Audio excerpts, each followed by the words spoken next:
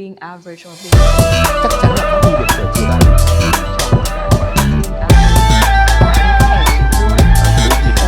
của bạn trong cái gọi là being average. Xin chào tất cả mọi người và chào mừng mọi người đã quay trở lại với Sapiverse.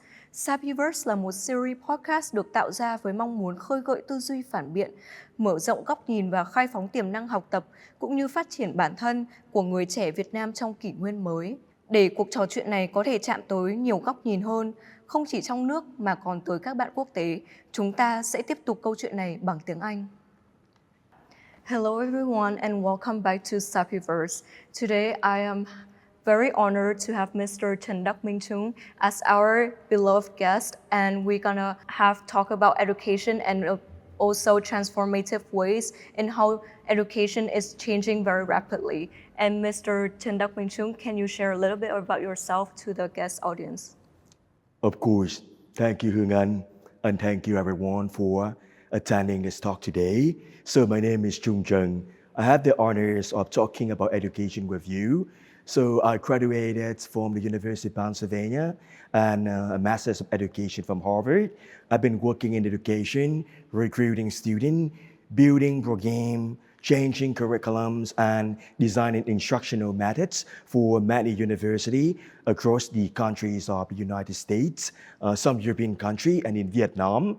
And I think at the end of the day, what I want to share with you is I'm also a Vietnamese person who's very interested in the futures of this country and using the best resources in the world to help people in Vietnam and around to be successful. Thank you, Mr. Trung, for attending here today. It was delighted to hear your experience and how your diverse background from different culture and like the places that you learn and the education platform that you've been through. And having you here to share your thoughts with everyone is truly an honor. And so the first part we're going to talk about is personal perspective. So from learning and for achievement to learning with a purpose, what is your differentiation point between learning to achieve something? For example, students nowadays are really focusing on getting good grades, and that's why students cheat.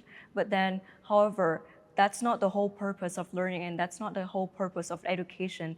And what do you think is the core value of people that working in education, for example, educators, what the main goal of them trying to create this whole education platforms for students nowadays? So that is a very strategic question for anyone that thinking about being a better version of yourself. So when we think about education, from the outside of education, we usually think about we have to be a better version of ourselves. But in the journey for seeking those bad experience, we usually forget how we could enjoy the joy of learning, let's say. So for me in education, gamification is a keyword that has been around for a decade, but we haven't been implemented it fully.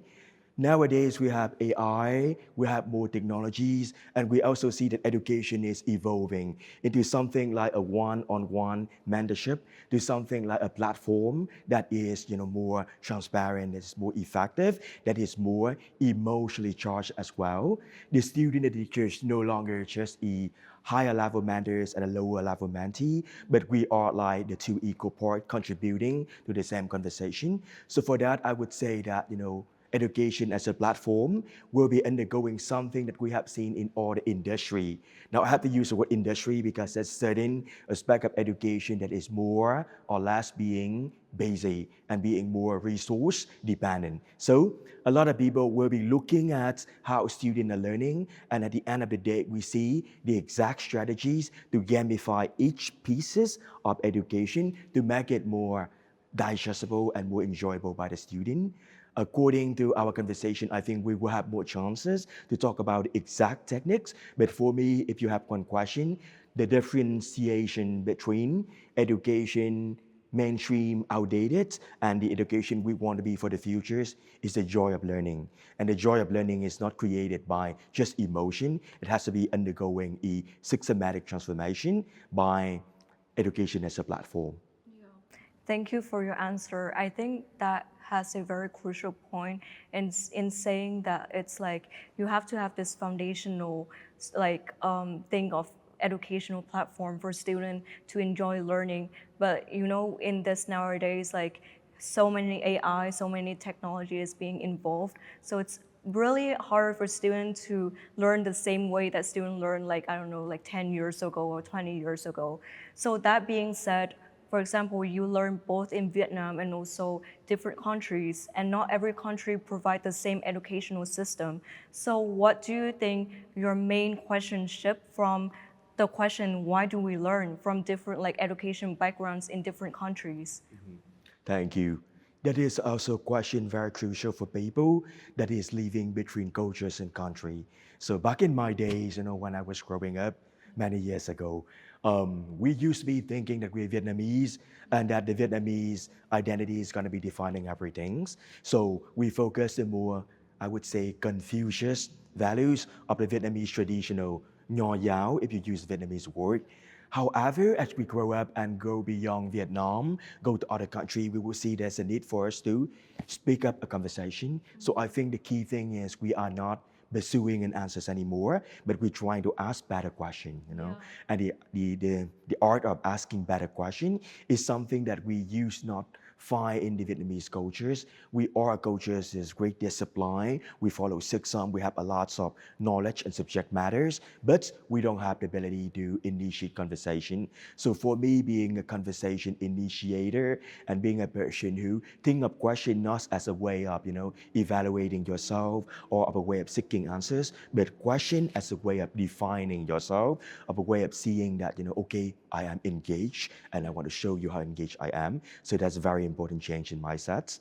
I don't have an exact advice, but I think that if you watch TV show, now this is a very uneducational in the traditional methods advice, but if you watch more TV show, you will see that people in the TV show initiates conversation, and because the TV show is something of popular cultures nowadays, they have to do background research and thing. Every question you see characters in a TV show asking themselves, asking people around them, is something that you might be wanting to ask in your same classroom. So don't feel like your classroom is a reason that's engaged you. Feel like it is your old TV show. And if you have that mindset, you'll be better too, not just pursuing answers, but seeking better questions. Yeah, I totally agree with what you said.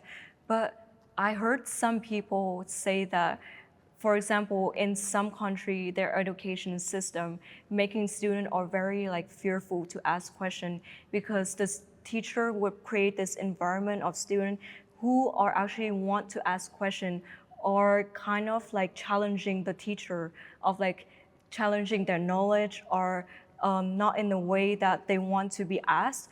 And so therefore, it's harder for students to feel that they want to seek this like engagement within the class. So what do you think is the key factor that move educational system away from seeking to know the right answer and seeking for students to ask better questions? That's $1 million question. I wish I have a concrete answers, but according to my experience, I think I can try to find the answers with you. So I have taught in Vietnam at some top international university. Before that, I was teaching in the US as well, and I had the time of teaching in France, HEC Paris, a business school, and also in Norway, and in Amsterdam, the Netherlands as well. So you can see the cultures of a nation is going to be dictating the type of proactiveness that the student going to bring to the classroom. When I was teaching in France, for example, the student was brilliant when they're doing problem solving, exercise, whatever. But when they actually, the time for asking question, they really don't want to ask question. Not because they don't have any question, but because asking a question is a demonstration of deficiency in knowledge, and I would find that same problem in many classrooms in Asia, Southeast Asia especially. But if you look at the United States or the Netherlands or Germany, those don't happen that much. They have a question, they ask a question, and you can see the student very proud of themselves when they ask a question. Doesn't matter what type of question it is. So the cultures of changing the way that we're advising students about how they are becoming a better person, I think that's a key thing. In the United States and the Netherlands, they do have very strict framework for advising students. They have advisor, counselor. I know that some high school and college in Vietnam are now also investing aggressively in counseling and advising, but unfortunately we don't have as at a universal service. So I think that's the starting point, an advising framework, a way that you're advising students. So in Vietnam and many countries, we do performance-based advising, which is we advise you to perform better, or problem-based advising, which is I see a problem in you, I advise you to get away from it. But in the United States, they use the appreciative advising, which means that we advise you so that you appreciate yourself more. And I think appreciation is another key word. So we don't have a perfect answer for this problem, but I do that I'm not afraid of asking the question. My question is, we know that in some successful education system that you appreciated advising to initiate all of those right questions. How can we use in our system? That is my question. Yeah, well, that's our two excellent main points, advising and appreciation. Because as a student myself, I would love when my voice being heard and also my contribution is being heard, because at the end of the day, we are here to learn, we are here to seek from the educators and the teachers. So that's why asking questions without being judged or having to know only the right answers are very, very appreciated as a student myself as well. So looking back, when you had your time in Vietnam and also looking at the education system in Vietnam, what is like one key unexpected aspect that you learned while your time in Vietnam that you think can be applied to international countries around the world? One thing I've learned in Vietnam is our powerful use of metaphor. So I think that when you look at our education system, especially when you look at liberal art focused system, like the US ability to tell a story is key to being successful and is key to defining a person as a student or a learners or an achievers of something. In Vietnam, using metaphor is kind of something I learned from an intrinsic level. The Vietnamese people become our language. Linguistically, we speak a language that you would imagine is very unique in the world. It is based on some of the Asian language, but also the alphabet writing system, and then the ability of us to use single pronounced word to somehow express our ideas. Even when we use something very, like daily life, like dễ như ăn cơm sườn, as easy as eating the chopped rice, whatever. So we are very metaphoric in our expression. And when we come to expressing ideas in education, more sophisticated ideas, more progressive ideas, we also use the metaphor. So I think it's a strength of Vietnam because you use the metaphor, the other person understand it completely, easy, and it's a shortcut for communication. But it also you a problem that the person living outside of Vietnamese cultures, like if you're from Cambodia, Laos, United States, China, whoever, you would not be able to understand the metaphor, and you would not be benefiting from the Vietnamese metaphor intensive thinking system. So I would say that we would need to promote the Vietnamese cultures more, at least create a dictionary of our metaphor, or finding a way that people who are working with Vietnamese are more customized to the way that we're speaking, that we are projecting ourselves. And to be even on a more deeper level, I think that we would focus on letting people leave the Vietnamese person involved. A lot of time when you learn English, the first advice you have is you have to think in English. You have to, speak the language, not just speak the language, think in English, so that you impersonate the person that you will be if you're speaking English. Nobody have ever advised people who are working with Vietnamese like think in Vietnamese. So the first step I think is think in Vietnamese, and then you can benefit more on the Vietnamese education system from a systematic levels. I totally agree with you. I think metaphor is such like a beautiful way in the way that language are being presented in a way that is like words are not just on paper, or words are not just expressed by the way that you talked, but the imagery that it creates through metaphor, or the imagery that we create through languages. So the use of metaphor would be amazing if we can spread it internationally. And also, you also mentioned about the different strength that you have while being in the US. So what do you think is the contrast between bringing strength in Vietnam to different countries. So now what are the strengths that you would want to bring from the US education system to Vietnamese students nowadays? Just a few things. So before I'm here with you today. I was an experimenter working with many different experiments with the Vietnam education system. One of them was the Vinh universities, university, of course, in example. So we try to somehow import and bring over a lot of thinking. And this is not an isolated example. During my course of working with those international university, I could see that the type of working philosophy are being imported at many different international universities in Vietnam. But the idea is you have to somehow implement um, a more expressive grading system.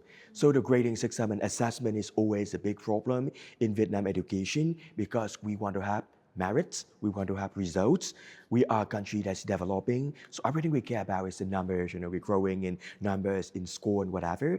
If you think as countries like the United States, they care less about numbers and more about more non-numerics measurement. It's still measurable, but not just a certain numbers. So I would say that the tools that we want to bring back is something like team-based learning, when you will not be assessing a person individually. That makes your job better to give them a score. And as a team, you're going to have, grading the team, grading people, and adjusting the rating scale and whatever. But team-based learning is something that you will make the student feel more like, okay, I don't have to be one single person. I don't want to adhere to the one single metrics. I can be a holistic version of myself. I can design my own scale if I'm a team leader, for example. So the other one is what we call the measures lifelong learning. So learning is not just in a classroom no more. It's not even a flipped classroom when you just learn outside and bring back to the classroom. Now it's lifelong learning. You have your computers, your smartphone, everything. So you learn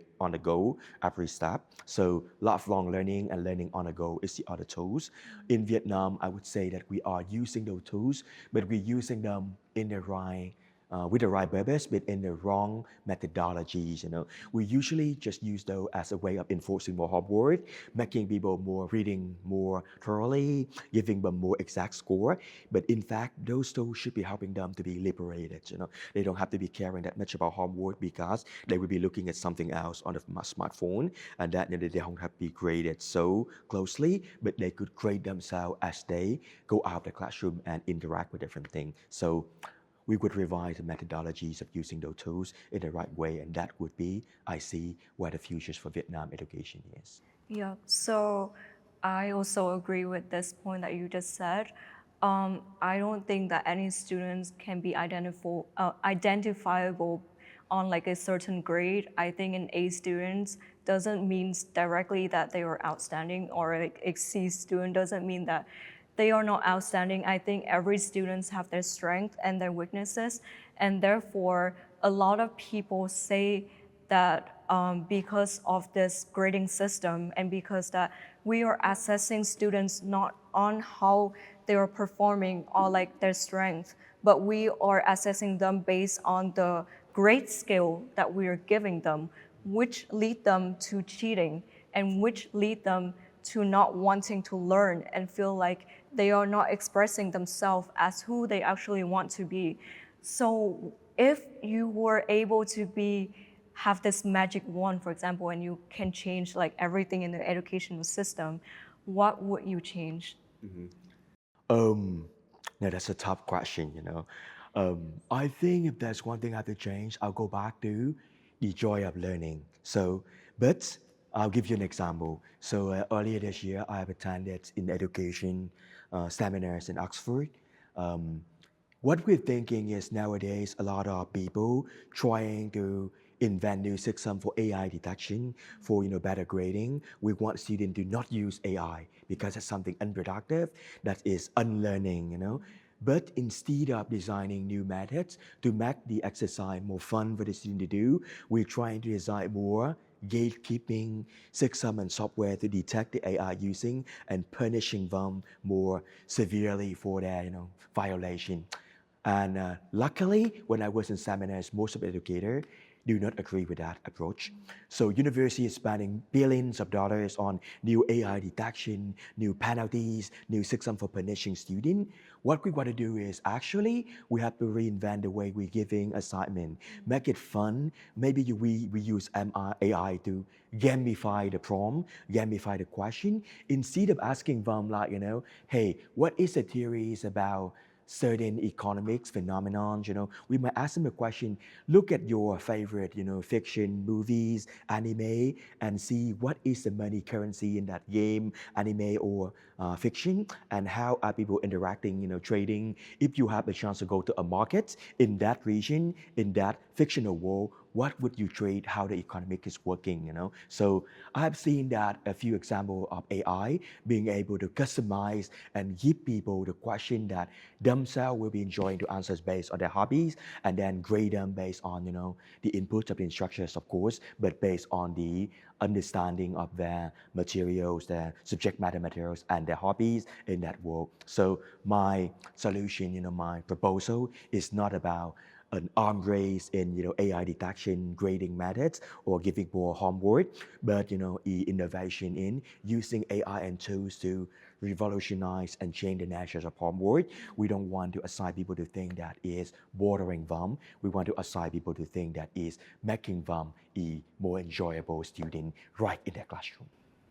Yeah, right. That's what all like education is about and learning process is about, making it enjoyable and fun, because that's the core value of why we learn. And the things that we learn doesn't sit just in textbook or in the classroom every day.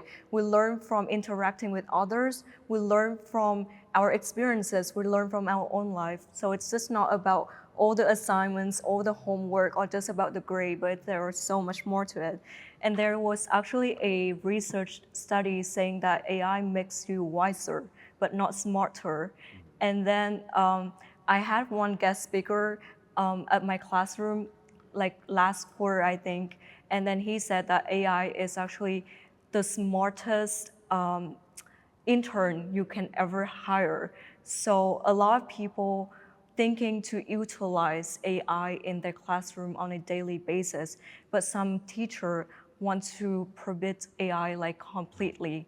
So if you were have your own school and educational system, I would guessing you would utilize some AI, right? And what would be the reason for it? Of course.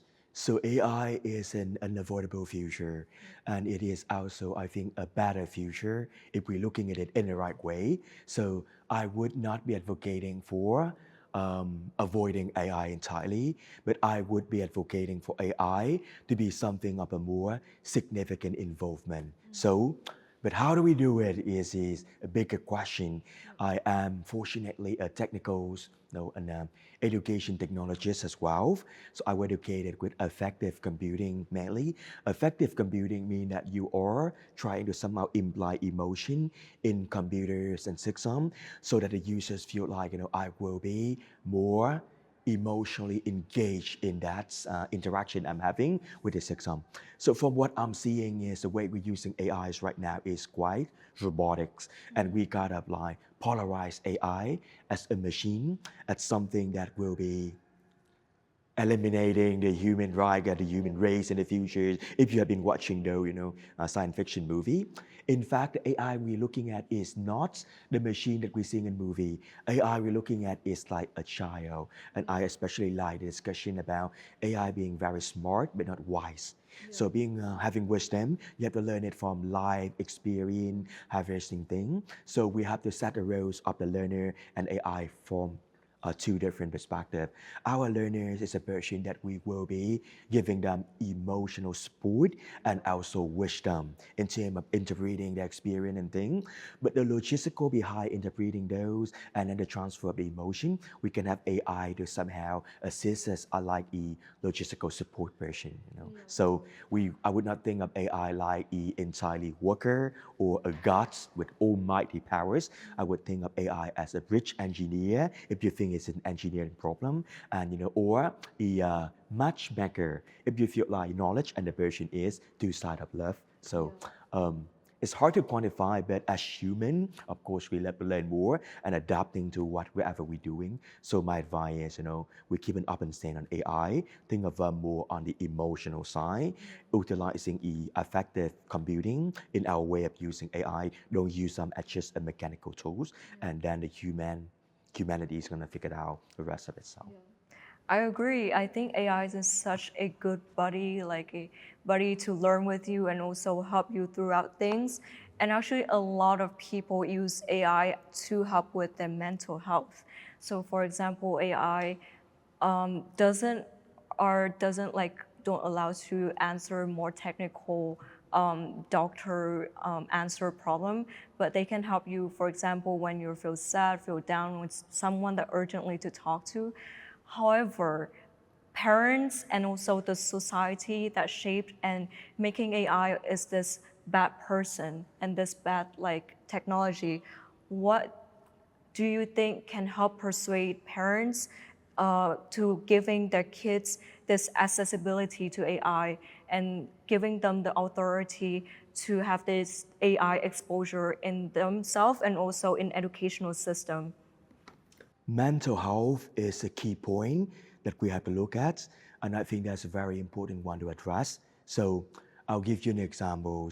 Many years ago, when I was going to class at Harvard, I had a friend who used to know a senior, a person who was mentoring me in some upper level classes. He went to classes alongside with Mark Zuckerberg, the founders of Facebook. The difference is the guy that I knew is super smart, well accomplished, but he has parent who is helicopter parents. So everything he does in life is kind of pre-advised and pre-planned in a certain way. Not a bad way, of course, very systematic way, and they allow him room for growth and everything. But the disalignment between the vision of the parents and the vision of student is something that is quite damaging to a person potential development, if you ask me. So imagine this one, a parent would not understand games, matchmaking or a digital Facebook. Back in the day, I'm pretty sure if I'm helicopter parents and my kids come and say, hey, I want to make a Facebook online so that my friend can swipe left and right to see who they like, who they dislike, So that is completely off my book. I'm going to tell my kids, hey, not do it. Let me show you to do data science or, biochemistry or whatever I think is going for the world. But parents, we don't know what we are having. We feel like what we are. Our success is defining the future's world of success, but our kids actually know better. So for parents, I would say that we have to be future focused and we have to unlearn the thing that we're learning. We have to understand that we're not successful because we know the world. We're successful because we know the way to support people to do their job and use that ability to support our kids so that they be more successful than us themselves. The other thing is mental health, which is a very insightful thing that you mentioned. I have a numbers, I will not be having exact sources, but 25% of people who are going to the Ivy League eventually does not finish their degree. Even for people who are the top academics of themselves, they would not finish a degree, not because of deficiency of knowledge or whatever, because the lack of motivation and the alignment of their education and the goal. So eliminate that. It's not start with the classroom. It start with the family, the place that they've been to almost every day, the people that they're having conversation. So the parents have to somehow adapting on those changes as well. Yeah, I think family is the most fundamental thing for any students or like anyone in the world. So starting with a supportive parents would be very helpful for students nowadays to have a good mental health and also to ease them to learning in a better classroom environment. And also, since we talk a lot about AI and how we want to utilize AI in the classroom and educational system in the future, what if there would be people asking, so what's the point of teachers at the end of the day, since we have information everywhere, and if you want have any information or like anything resolved, we can just go online and ask like AI what to do. So what do you think the points of keeping teachers still in the traditional classroom style? Teachers is a sacred role. For thousands of years, I would say one of the oldest and most prestigious profession. And that is why teachers have a very special place in our society. I'm a dog person, so I'm going to use an example. My dogs, I have trained them to use the elevator, to a certain degree. So they can go to the elevators, and with my help, get on the right, levels. Do you feel like my dog's gonna know how the elevator works? I don't think they have any, problem. I don't think they have any knowledge of how a sophisticated mechanic system is working. Even for me, I don't think I have much knowledge of how the elevators is working or how I use Wi-Fi to manipulate certain, function of the elevator. But I use it because somebody told me, because somebody encouraged me to use it. So, in our examples, and it's not isolated in my case, we are facing something that we don't have an understanding, knowledge, and AI. And the future that is so full of things that we are able to use it. We can use the airplane. How many of you know? How many of you know how the airplane works exactly? How many of you can reverse engineer an airplane? Or even the very simple thing like, the glasses that we're wearing. If I lost my glass, if there's nobody selling it to me, can I make it by myself? I don't think so. So the important thing is we're dealing with a world that we have so many resources, we don't know how to use them. The teacher says you have to think of them like parents or a coach. A coach might not be playing better sport than you. They might, but in many cases they might not. They know the strategies and they have been there. They've seen a lot of things, enough of successful stories to have a part in. So the teachers is in a similar roles, a person who know the patterns of life, the pattern of success, and the person who have enough experience to somehow show you that, the resource you're gonna have in the future is gonna be so big for you, for me, for anyone, but I am here to provide you support and guidance. I am here to give you comfort. I'm here to be your best friend for the rest of your life. So if we are separating the teachers from the student, feeling like we are a certain class of ourselves, the student have to admire and idolize us. I don't feel like the student gonna be enjoying that conversation, especially in a world that have so many things. Back in the day, 1,000 years ago, teachers, how many books they're reading? 60 books. I had the numbers from one of the research at the Harvard Museum of Social Science. So teachers back in the day have 60 books, and that's why you need them. Every knowledge is going to be in their heads, and you can learn from their head directly.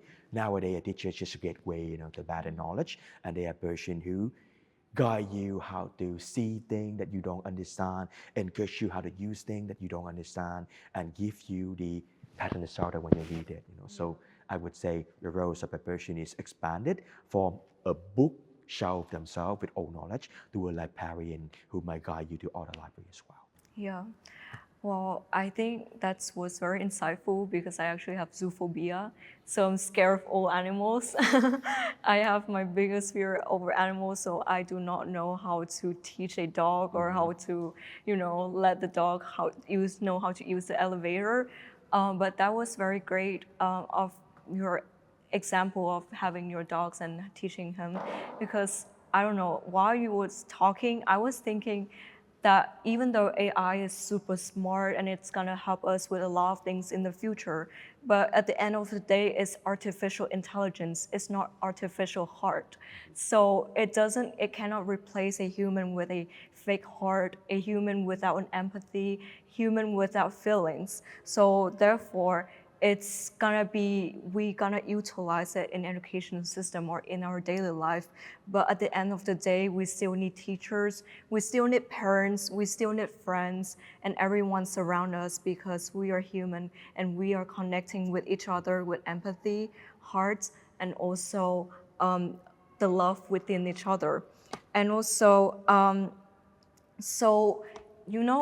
education is a journey to find your career, and education is a journey for people to know what they want to do in life.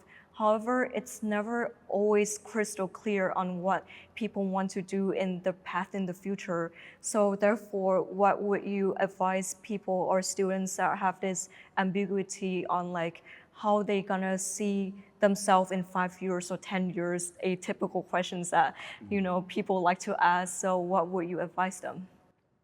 I would advise, on the outside of the question, to expand the question. So, where would you see yourself in 5 years, 10 years? Is useful in the context that you have to narrow down your employability or whatever. But the correct question to ask yourself, if you are in the stage of exploring your future's educational journey, is how would you see yourself for an infinity? That would be a more appropriate question for me. And an infinity would be something that we are not defined as something that we are imagining for ourselves, but an infinity is an infinity of humanities.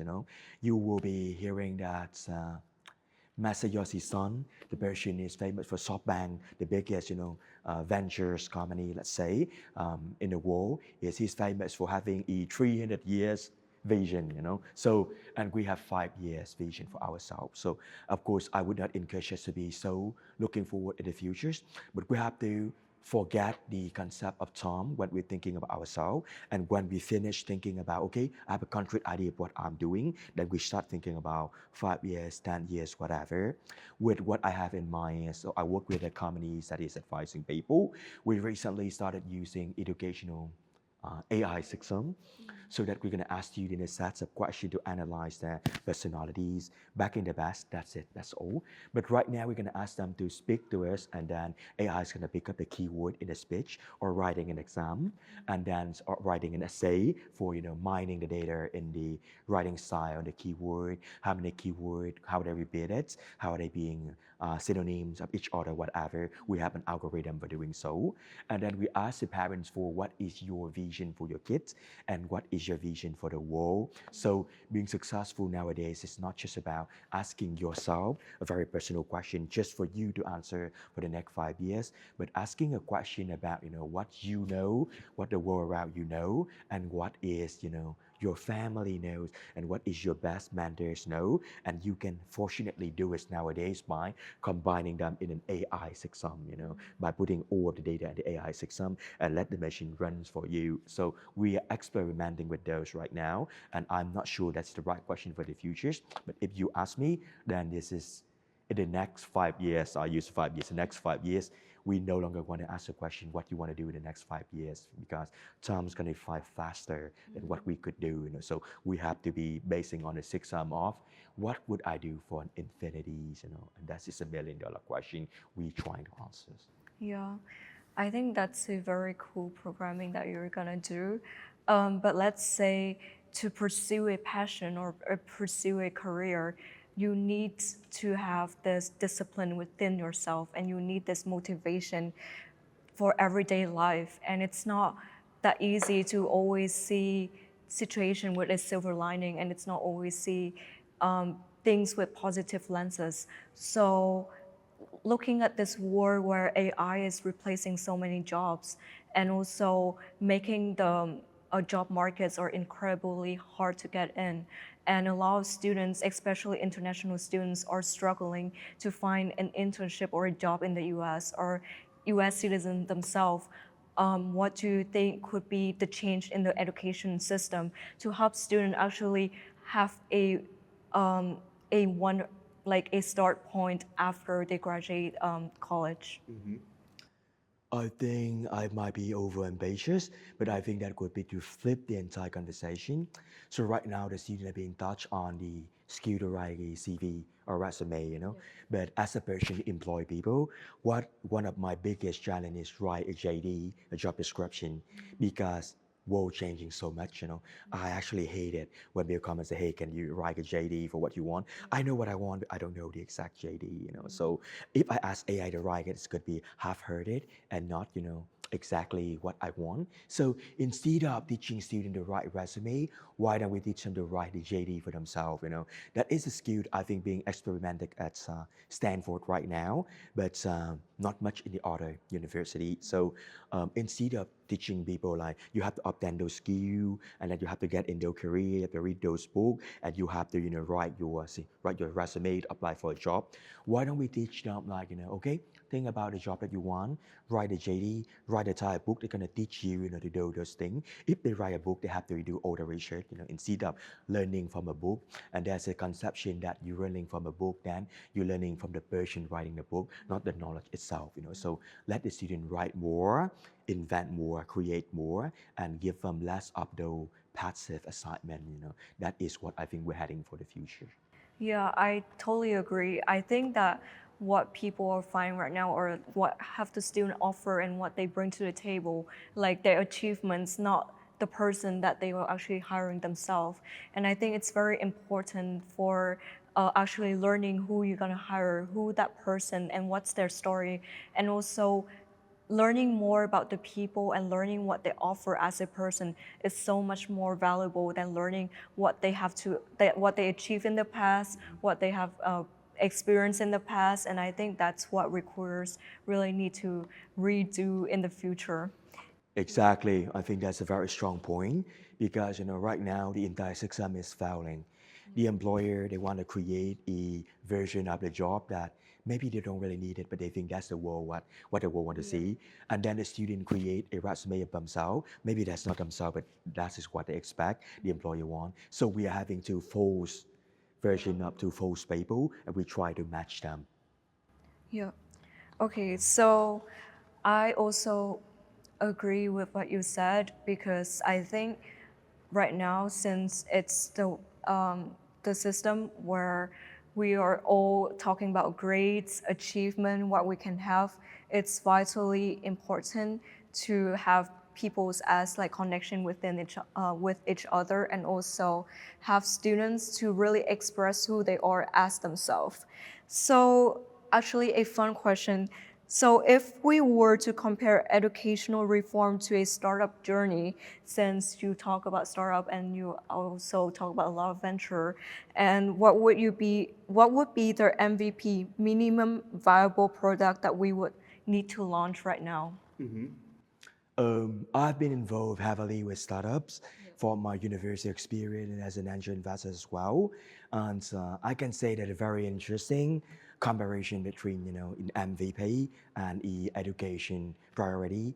I would say that in venture and startup, we all about prototyping, which means that we have to bring something to the market quickly, conveniently, and effectively. In education, we can only choose one of those.